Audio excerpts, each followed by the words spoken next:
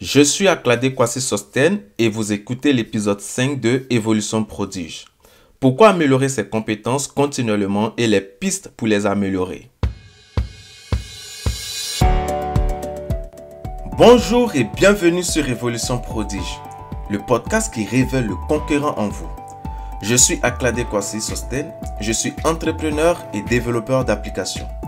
Je suis votre guide sur ce chemin vers votre transformation personnelle et professionnelle. C'est sûr que si vous êtes ici, c'est que vous êtes prêt à franchir une nouvelle étape, à explorer de nouvelles perspectives et à devenir la meilleure version de vous-même. Dans chaque épisode de ce podcast, j'aborde chaque semaine des thèmes essentiels pour votre développement personnel, pour votre productivité et votre réussite. Que vous cherchez à améliorer vos compétences personnelles ou professionnelles, à libérer votre potentiel ou à construire une vie qui vous inspire, ce podcast est votre allié. Je vous raconte cette histoire de Kodak et la transition vers la photographie numérique. Alors, c'est une histoire qui m'a mené à comprendre, à découvrir l'importance d'améliorer continuellement ses compétences. Alors, Kodak est une entreprise emblématique de la photographie, dominait le marché mondial pendant une grande partie du XXe siècle. Cependant, dans les années 1970, il y a un ingénieur de chez Kodak qui a inventé le premier appareil photo numérique. Et au lieu que Kodak se concentre sur cette invention, sur cette amélioration de son ingénieur, la direction de Kodak a décidé de l'ignorer pour protéger son marché de la photographie argentique où elle était déjà très très rentable. Alors, à mesure qu'on avançait dans le temps, à mesure qu'on évoluait vers le marché numérique dans les années 1990 et 2000, il y a des concurrents qui ont fait leur entrée sur le marché, comme Canon et Sony, qui ont pris les devants en développant des appareils photo numériques innovants. Pendant ce temps, Kodak n'a pas adapté ses compétences et son modèle économique à cette nouvelle technologie. Le manque de vision à long terme et d'amélioration continue de ses compétences en matière de numérique a conduit l'entreprise à prendre du retard. Quand j'ai découvert l'histoire de Kodak, la leçon que j'en ai tirée est que le manque d'amélioration continue des compétences peut conduire à des conséquences désastreuses. Que ce soit pour une entreprise ou que ce soit pour une personne, ne pas s'adapter à améliorer ses compétences de façon continue pourrait conduire à long terme à un échec. Plus concrètement, les principaux dangers auxquels vous ferez face lorsque vous n'améliorez pas vos compétences de façon continue est que, en première position, il y aura une perte de compétitivité. Ceux qui ne se forment pas de façon régulière aujourd'hui risquent de se faire dépasser ou de se faire remplacer carrément par ceux qui évoluent et ceux qui s'améliorent continuellement. Le marché du travail aujourd'hui ou le marché des affaires favorise clairement les personnes qui s'adaptent et innovent rapidement. Également, l'autre pièce, c'est l'obsolescence des compétences. Les technologies, méthodes de travail et tendances changent rapidement aujourd'hui. Tu peux te dire aujourd'hui que tu connais quelque chose, tu maîtrises tel sujet, mais rien ne prouve que dans les mois à venir ou même dans les années à venir, tu pourras encore affirmer avec certitude que tu maîtrises ce sujet. Aujourd'hui, on évolue très vite. La technologie évolue à une vitesse lumière. Et pour être sûr de maintenir cette évolution, sur le plan humain, il faudrait qu'on soit capable de s'améliorer, de s'adapter à ces changements. Et cela n'est possible qu'à l'amélioration continue des compétences. Et l'autre piège également, c'est qu'on peut perdre des opportunités. Ne pas améliorer ses compétences empêche de saisir de nouvelles opportunités. Que ce soit des promotions, que ce soit des projets ou même des nouvelles voies professionnelles. Aujourd'hui, si vous n'améliorez pas vos compétences de façon continue, vous allez manquer des opportunités. Aussi, cela peut conduire à un manque de confiance en soi. Aujourd'hui, si on ne se met pas à jour de façon continue, on peut développer un sentiment d'insécurité ou de manque de compétences face aux autres qui maîtrisent le sujet plus que nous.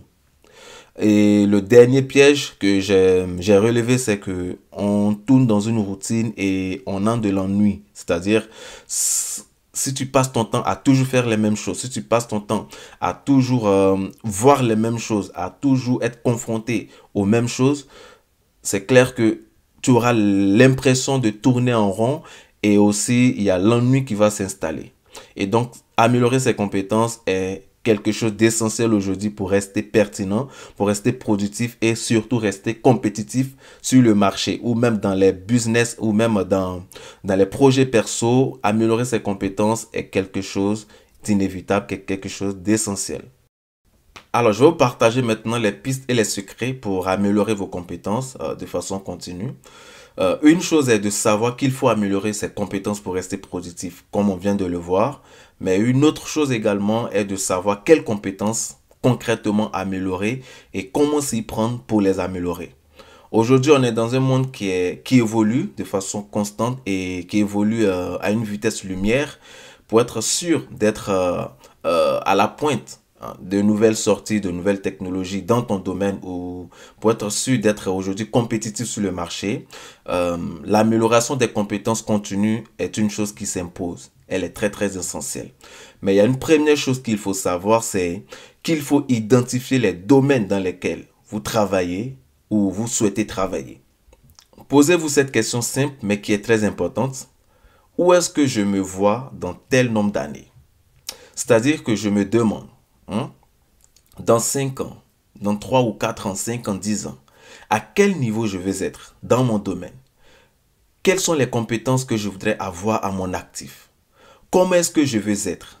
Où est-ce que je veux être? À quel niveau je veux être dans mon business?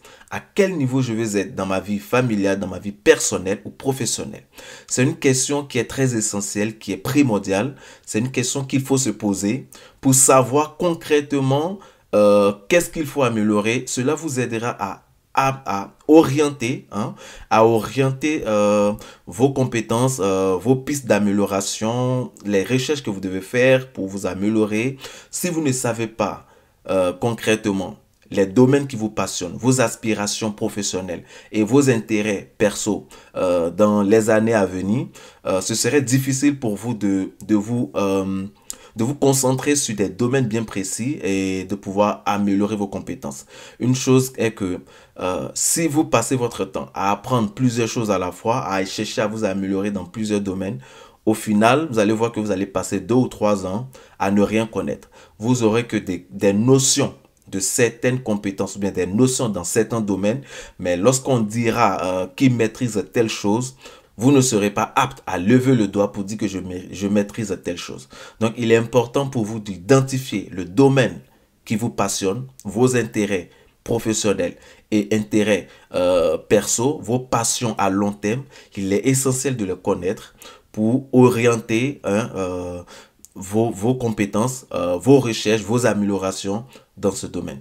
Donc, définissez clairement ces domaines. Cela vous permettra de concentrer vos efforts de développement sur des compétences pertinentes pour votre carrière ou pour vos ambitions personnelles. En deuxième piste, c'est qu'il faut définir des objectifs spécifiques qui soient mesurables, clairs et réalistes. Je parle encore d'objectifs parce que honnêtement, dans tout domaine, sans exception, pour espérer une amélioration, pour espérer un changement, pour espérer avoir quelque chose de positif, pour espérer devenir fort, il faut qu'on ait des objectifs. Il faut se définir des objectifs. Les entreprises fonctionnent avec des objectifs. Les personnes qui réussissent fonctionnent avec des objectifs. Ce n'est pas fortuit. Quand tu n'as pas d'objectif, quand tu ne sais pas où tu y vas, ben honnêtement, tu tourneras en rond. Tu passeras ton temps à tourner en rond. Une fois avoir identifié ton domaine ou les domaines dans lesquels tu voudrais évoluer ou tu souhaites travailler dans les années à venir, il faudrait que tu définisses des objectifs qui soient smart, des objectifs qui soient spécifiques, qui soient mesurables, des objectifs qui permettront à toi-même, qui te permettront de ne pas être perdu. Quand tu vas lire ton objectif, tu sauras concrètement ce que tu as à faire et tu pourras mettre facilement des actions en place, tu pourras facilement définir des pistes d'amélioration, tu pourras facilement mettre des actions en place pour améliorer tes compétences. La troisième chose à faire, c'est de prendre des mesures concrètes pour développer vos compétences. C'est-à-dire, après avoir défini les domaines, vos aspirations dans les années à venir, après avoir défini des objectifs qui soient clairs, qui soient spécifiques et qui soient nets, il y a forcément un ennemi qui va se présenter, un ou des ennemis Le premier, c'est la procrastination. Ce sera la paresse, la procrastination, l'envie d'aller voir autre chose et tout ça. Et donc, vous devez vous définir des mesures claires. Ces mesures doivent être drastiques, ces mesures doivent être vraiment très dures envers vous-même pour vous permettre de respecter ce que vous allez établir. Et donc, ces mesures devront vous permettre de passer à l'action. Identifier les ressources, par exemple, et les possibilités d'apprentissage disponibles pour développer vos compétences dans le domaine, d'accord? Faites des recherches, trouvez la motivation, visez toujours le domaine que vous avez défini au début, visez cela comme votre point d'arrivée, cela vous apportera la motivation nécessaire.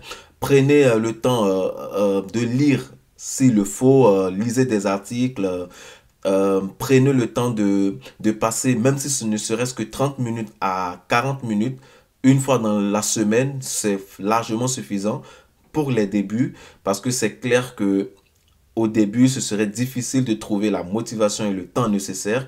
Et donc, utilisez toutes les ressources nécessaires, que ce soit la lecture, que ce soit les vidéos pour apprendre des petits cours. Franchement, poser des mesures concrètes et respecter ces mesures-là.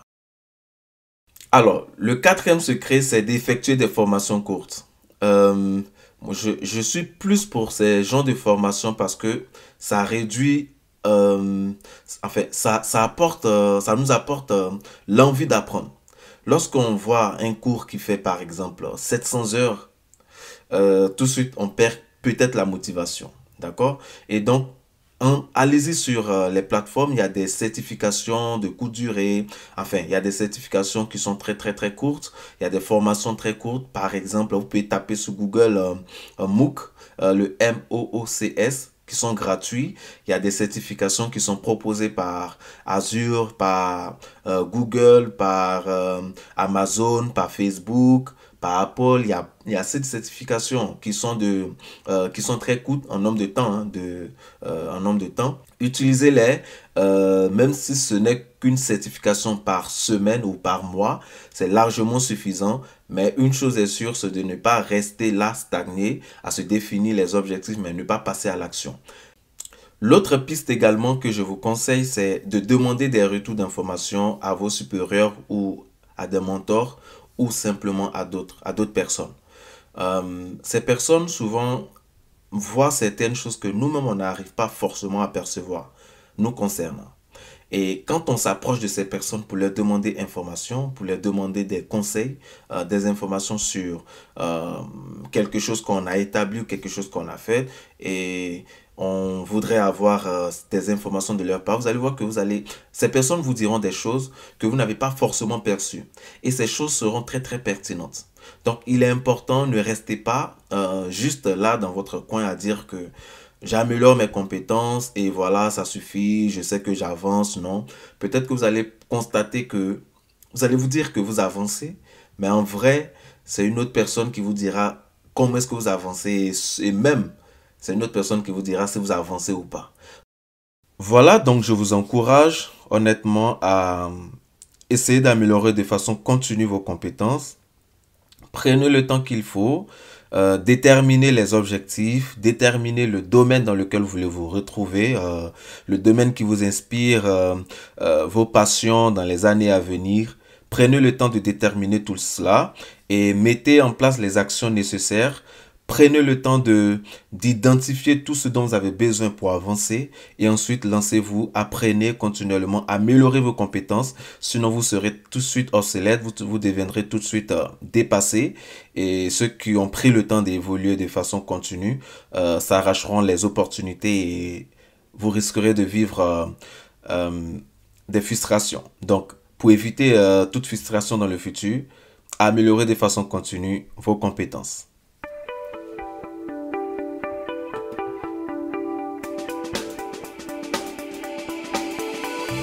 Et voilà, c'est la fin de cet épisode d'Évolution Prodige.